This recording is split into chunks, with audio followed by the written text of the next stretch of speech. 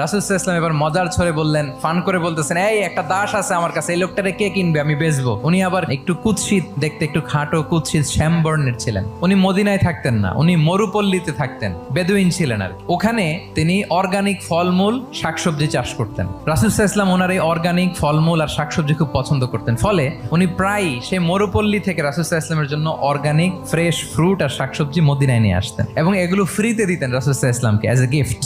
আর কিছু শাকসবজি ফলমূল তিনি মদিনার বাজারে বিক্রি করতেন। তো একবার তিনি এসে রাসূল সাল্লাল্লাহু আলাইহি ওয়াসাল্লামকে অর্গানিক এই ফ্রুটগুলো দিয়ে বাকিগুলো মদিনার বাজারে বিক্রি করতেছেন।